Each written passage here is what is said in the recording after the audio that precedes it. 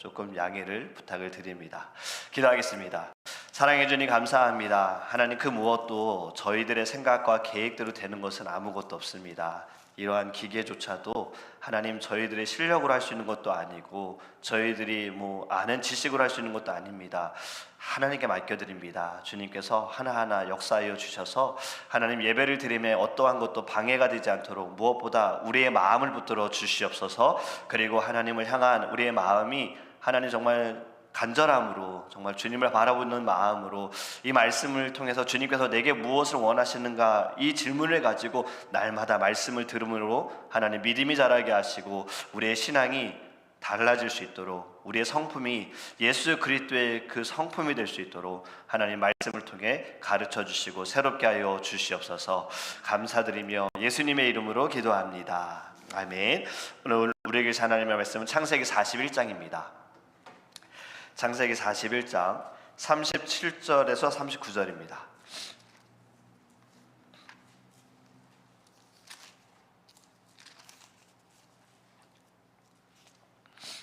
창세기 41장 37절에서 39절입니다.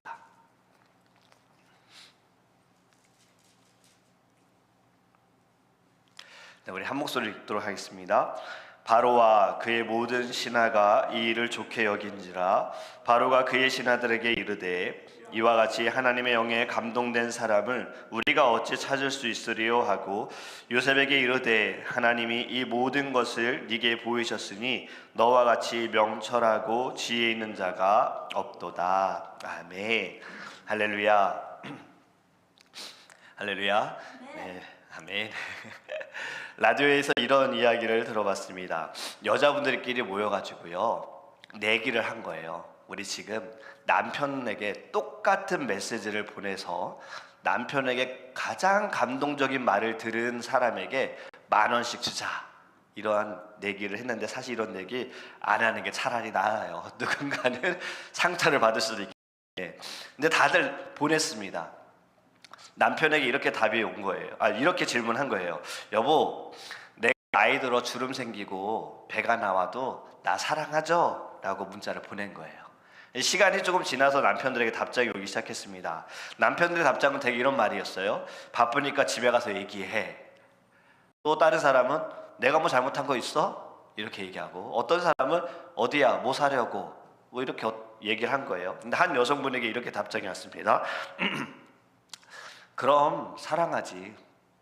지금도 주름 생기고 배 나왔지만 당신을 사랑해 라고 얘기한 거예요. 이 문자를 받은 분이 이겼어요. 근데 만약 좋아할 수가 없는 거죠. 왜냐면 바로 이 단어 때문에. 지금도 라는 말. 예전에도 당신은 배가 나왔지만 나는 지금도 당신을 사랑한다, 이 이야기였던 거예요. 여러분, 이 감동을 주는 것, 감동을 받는다는 것, 참 이것은 우리의 삶에서 행복으로 느껴지지 않습니까? 감동을 받을 때는 나는 행복한데 감동이 되지 않을 때는 행복하지 않다. 예배도 내가 감동을 받으면 나는 은혜를 받았고 오늘 예배에 감동이 없으면 은혜를 받지 않았다라고 우리는 생각을 하는데요. 한번 이렇게 역으로 생각했으면 좋겠어요. 나는 정말 얼마나 하나님께 감동을 드리고 있는가?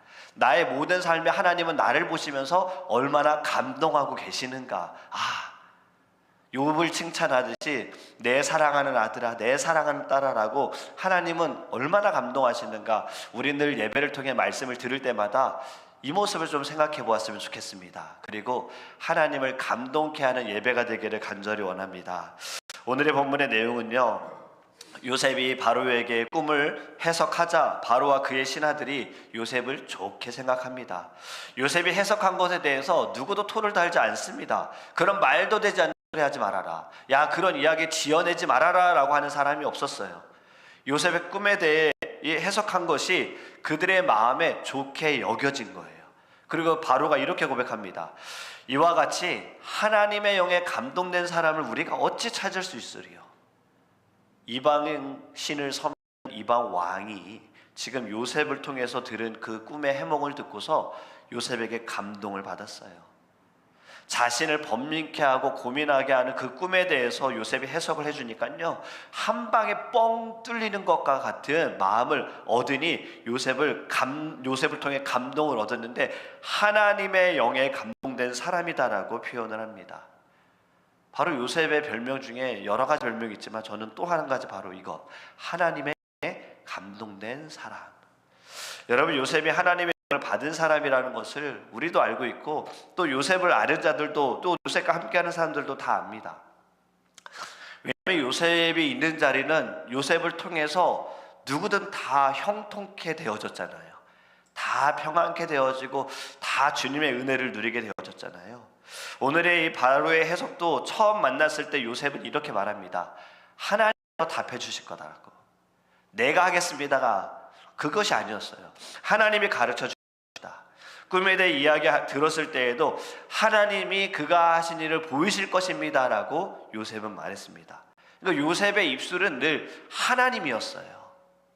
그가 유혹을 받을 때에도 내가 어찌 하나님께 범죄하리요. 그의 모든 삶의 중심은 하나님이었던 거죠. 바로 이것이 하나님의 영에 감동된 사람의 마음이고 자세인 줄 믿습니다. 그렇기 때문에 우리도 살아갈 때 늘 모든 입술에 하나님이 나왔으면 좋겠어요. 옛날에 문방구 가면요, 펜을 살 때 이 펜이 나한테 잘 어울리나 내가 사고 싶은 펜인가를 확인하고 싶어서 그 옆에 종이가 있어요. 그럼 거기에 막 이렇게 그냥 줄을 그어보고 뭐 글자를 써보고 단어도 써보거든요. 저는 거기에 늘 단어를 뭐라고 쓰냐면 하나님이에요. 하나님. 왜냐하면 뭘 쓸 때, 일기를 쓸 때 가장 많이 쓰는 단어가 하나님이기 때문에, 그리고 또 저의 본능이 하나님이기 때문에. 근데 요즘에는 하나님보다 제 이름을 좀 쓰는 것 같아요. 김봉성, 이게 어떻게 좀 잘 써지나? 근데 여러분, 우리의 모든 삶의 중심은 또 처음도요, 하나님이 되기를 간절히 원합니다. 그래 모든 마지막도 하나님으로 끝나게 될 줄 믿어요. 고린도전서 2장 11절에는요 이렇게 말씀합니다.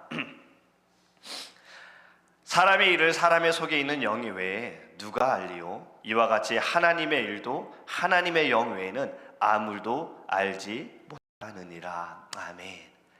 하나님의 영을 받은 사람은 하나님의 일을 깨닫게 되는 겁니다. 하나님의 일을 깨닫기 위해서 우리는 날마다 하나님의 영에 감동을 받아야 하는데, 하나님의 영에 감동을 받은 사람은 결국엔 성령 충만한 사람인 거예요. 날마다 성령 충만한 거예요. 영에 속한 자만이 영의 것을 알고 육신의 것을 쫓는 자들은요 늘 이 영의 것을 이해하지 못하기 때문에 세상을 따라가고 세상에 그냥 늘 눌려 있는 것입니다. 우리는 하나님의 일을 행하는 자로, 하나님의 사명을 받은 자로, 하나님의 부르심을 받은 자로서요, 하나님의 영을 받고 성령 충만한 저와 여러분이 되기를 간절히 원합니다. 하나님의 영을 받은 사람들은요 늘 이것을 압니다. 나의 정체성을 아는 거예요. 나는 어디로부터 시작되어졌는가? 나의 시작은 어디인가? 욥기서 33장 4절에도 욥은 이렇게 고백합니다. 그는 고난 가운데, 고통 가운데 그가 고백하기를 하나님의 영이 나를 지으셨고 전능자의 기운이 나를 살리시느니라. 아멘. 출신을 모르는 자들은요 어디로 돌아가야 할지 모르는 거예요. 내 자신이 어디로부터 왔는지를 아는 자들은요 자신의 모든 삶의 방향과 목적을 분명히 압니다. 근본을 모르기 때문에요 우리의 조상이 원숭이다라는 말에 대해서 이게 뭐 과학적인 것처럼 사람들은 받아들여요. 근데 사실 따져보면 과학적인 것은 아무것도 없어요. 이 진화론을 배워보면 학교에서 교과서를 통해서 우리가 이것도 사실은 그냥 하나로 이렇게 그냥 계속 어찌 보면 그냥 이게 계속 인식이 되어버리는 거예요. 모르게. 그런데 그 깊이 들어가 보면 뭐 땅 파서 뼈 하나 나오면은 이게 무슨 뼈라고, 공룡의 누구 뼈라고 그림 그리는 거잖아요. 여러분, 이건 딱 봐도, 이론적으로 봐도, 이성적으로 봐도 사실 말도 안 되는 부분인데 여기에 그 과학이라는 단어를 하나 붙여놓으니까 뭔가 되게 논리적인 것 같고 정말 진짜인 것처럼 보이는 거예요. 여러분, 하나님의 영이 우리를 지으셨습니다. 하나님의 영이 우리를 살리신 거예요. 하나님의 영에 감동된 사람들은요, 살아가는 모든 순간들이요, 그냥 허투루 살아가지 않습니다. 내 시간이 아니라 하나님의 시간이라는 것을 깨닫기 때문이고요. 지금 내가 살아가고 있는 이 생명은 누구를 대신하여 살아가고 있는가를 알기 때문이에요. 지금 예수를 대신하여 살아가는 삶, 주님이 죽으심으로 내게 주신 생명, 그 생명을 부어받아서 살아가고 있는 삶이라는 것을 알기 때문에 모든 시간에, 모든 삶에 분명한 목적이 있고 분명한 비전이 있다는 겁니다. 그리고 하나님의 영을 받은 자들은 어디가 좋은지 알아요. 집에 좋은 것이 있는 사람들은 집에 빨리 가고 싶어 해요. 학생들도 보면은 집에 빨리 가고 싶은 이유가 있어요. 빨리 집에 가서 게임하고 싶어서.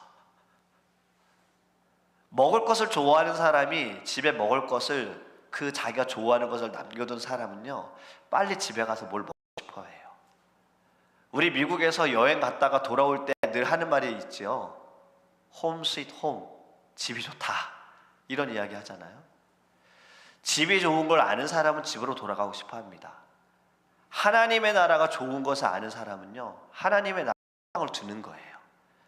그렇기 때문에 이 땅에서 잠시 겪는 고난 속에서도 하늘을 바라볼 때마다 내가 돌아갈 천국이 소망이라는 것, 여기보다 더 좋은 곳이라는 것을 아는 사람들은요, 늘 은혜 가운데 살아가게 될 줄 믿습니다.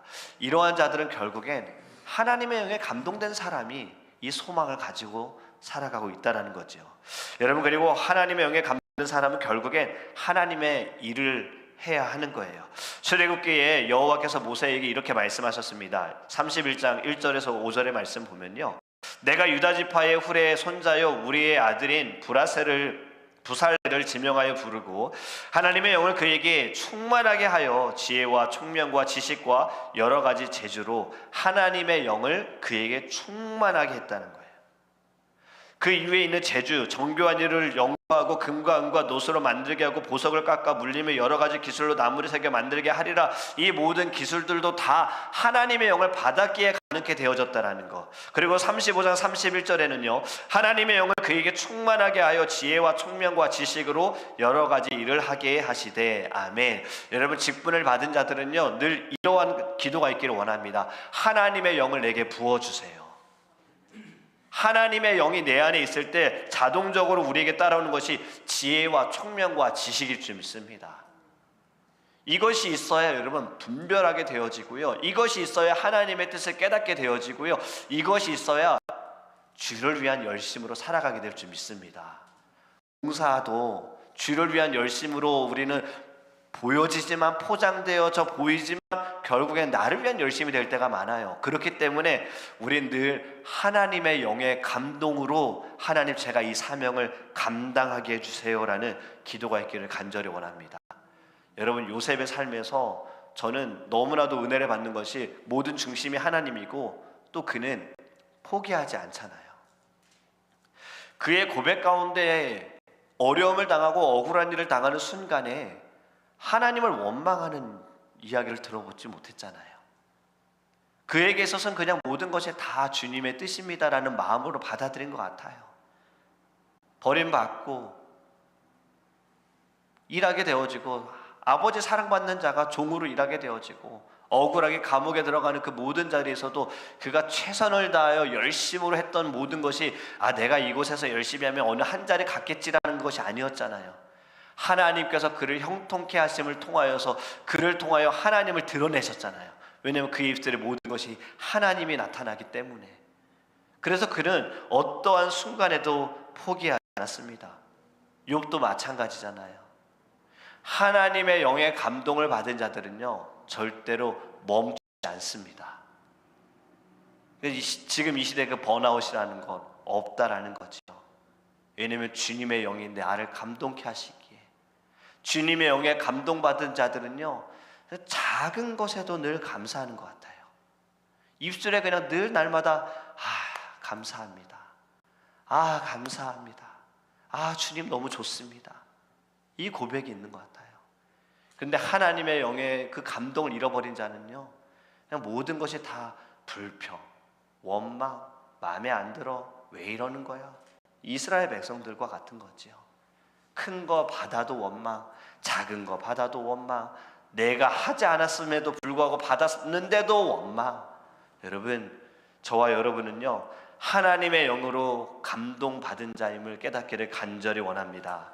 로마서 8장 14절에 이렇게 말씀합니다. 무릇 하나님의 영으로 인도함을 받는 사람은 곧 하나님의 아들이라. 아멘. 하나님의 영의 감동을 받은 사람은 더 이상 세상의 자녀가 아닙니다. 하나님의 자녀인 거예요. 하나님의 자녀라면 우리 하나님의 자녀답게 살아가기를 간절히 원합니다. 하나님 우리에게 원하시는 거, 나도 거룩하니 너희도 거룩하라. 더 이상 행복을 위해서 살아가지 마세요. 거룩함을 위해서 사셨으면 좋겠어요. 조금 더 구별된 삶, 분별된 삶, 주님께서 보실 때 주님도 우리를 통해 감동되어질 수 있는 삶을 살아가는 저와 여러분이 되기를 주님의 이름으로 축복합니다. 이제 우리 함께 기도하기 원합니다. 첫 번째로 기도하기 원하는 것은요, 먼저 우리 성령 충만함을 위해 기도했으면 좋겠어요. 우리가 살아가는 모든 순간 하나님의 은혜라는 것을 믿으십니까? 다 하나님의 은혜라는 것을 믿는 자들은요, 하나님의 영에 감동하여서 모든 것이 다 감사할 것입니다. 그리고 주어진 모든 것에도 만족하게 되어질 것입니다. 바울의 고백처럼 나는 주신 이도 하나님이시오, 거두신 이도 하나님이시오, 자급자족한다는 모든 그 고백이 우리의 고백이 되기를 원합니다. 주님 감사합니다. 주님 이렇게 예배할 수 있음도 감사합니다. 하나님 불편한 상황에서도 감사합니다. 어려운 상황도 감사합니다. 하나님의 선하신 뜻을 믿습니다. 하나님의 영에 감동된 성령 충만한 자가 되게 하여 주시옵시고, 이제는 저도 하나님을 감동케 하는 자가 되게 하여 주옵소서. 예배를 통해 주님을 감동하기 원합니다. 나의 모든 삶의 주님을 감동케 하는 자가 되기를 원합니다. 우리 함께 주여